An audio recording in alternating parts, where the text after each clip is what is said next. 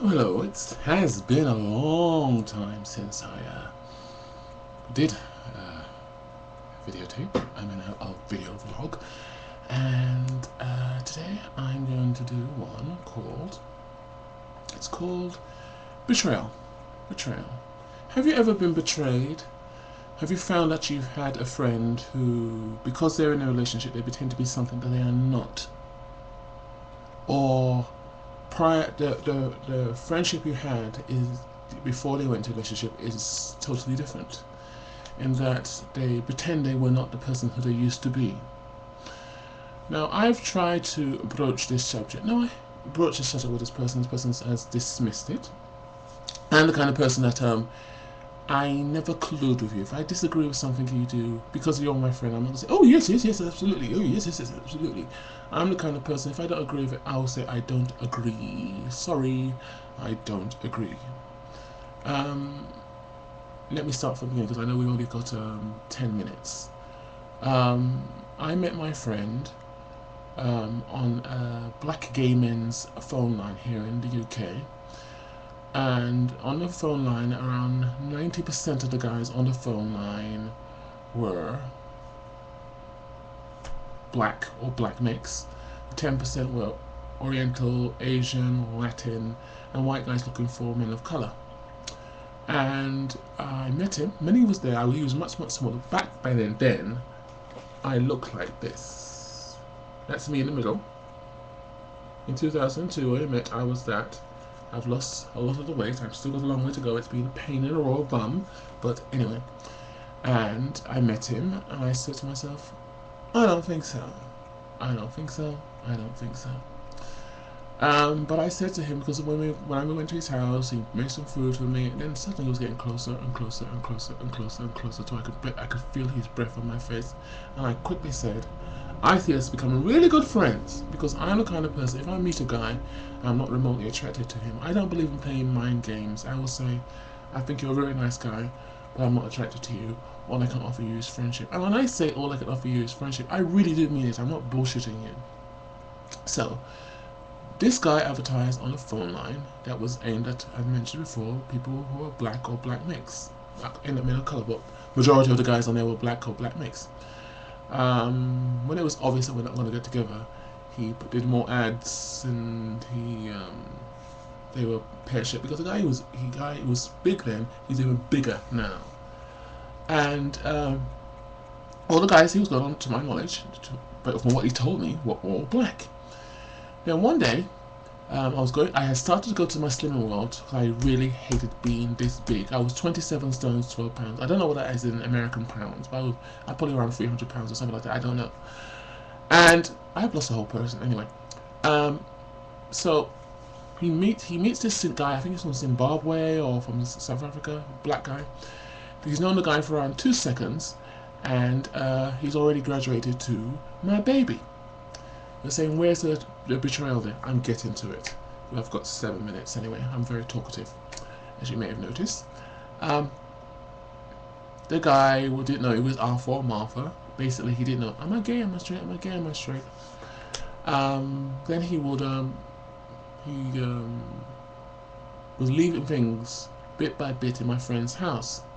Then he started to demand, according to my friend, a key to the property. Now, he could easily have said, no, I barely know you.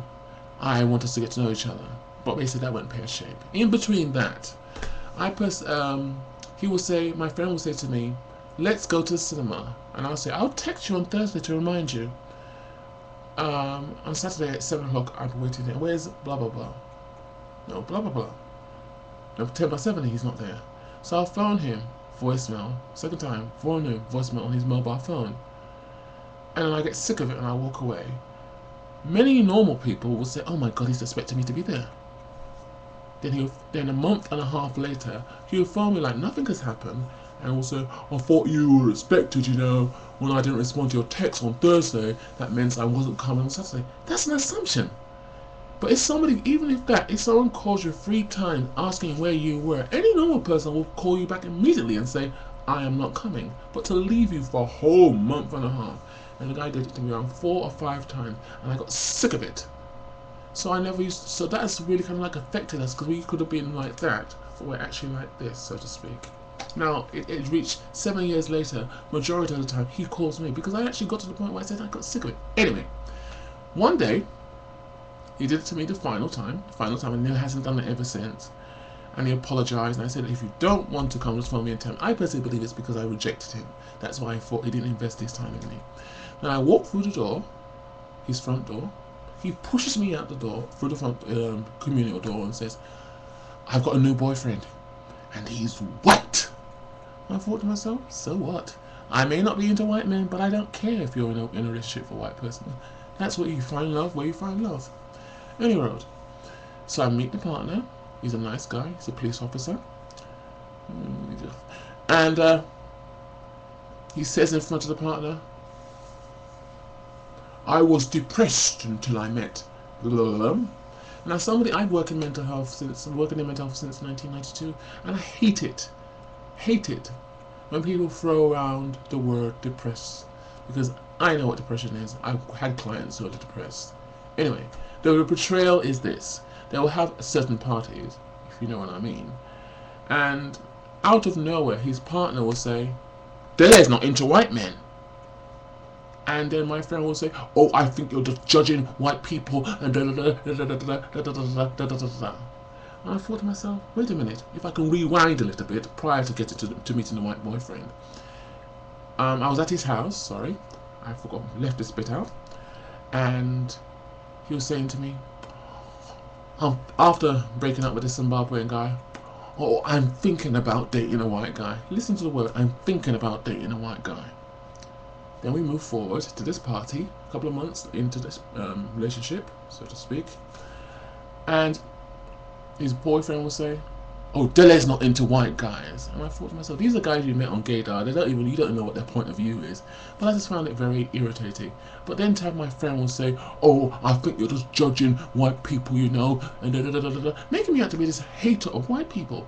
And I thought to myself, my betrayal is, you knew before you met your boyfriend what my preferences were.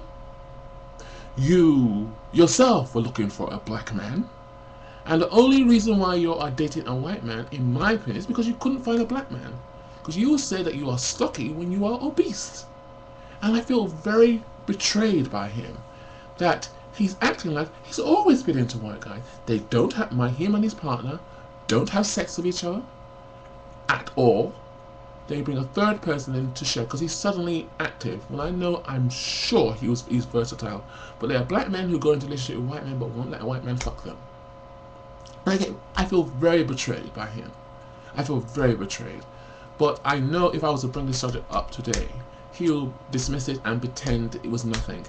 Like recently, I brought up the subject of when he used to do that nonsense I meant regarding we're supposed to meet at 7 o'clock and not bothering to turn up. He was acting like, I don't know what you're talking about. Really? Did I do that? And I know if I was to bring the subject about why you're pretending that you've always been to white guys, I personally believe he can't deal with being by himself, so he's doing it with this one. I don't believe that any normal couple, whatever their sexuality, believes that being in a relationship with your boyfriend and never having sex with them is a normal thing. Unless you hate them, unless there's a deterioration in the relationship to the point of where you are not having sex anymore.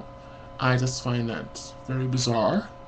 And I really, really feel betrayed that I'm made out to these guys to be a hater of white people. I don't hate white people. Majority of my friends are of color. But I will never slap a white person's hand of friendship away. As long as you know, when we're friends, we're friends. I'm not going to be friends with fringe benefits. I don't sleep with friends. So my betrayal is his lying that he's always been into white guys. My betrayal of him is that he knew before he met this partner what my preference is. My betrayal is his painting of me as a hater of white people, and betrayal that I'm judging white people when he knows from the very beginning that I met him, he was looking for a black man. Now, all the experiences that when he tried to meet a black guy went pear-shaped, because he'll say that he goes to the gym and you look at him and say, this guy doesn't go to any gym. And today, even though he's gained masses of weight, he'll still say he's stocky. He is stocky. Look for stocky black on Gaydar and you know what I'm talking about. Ta-da!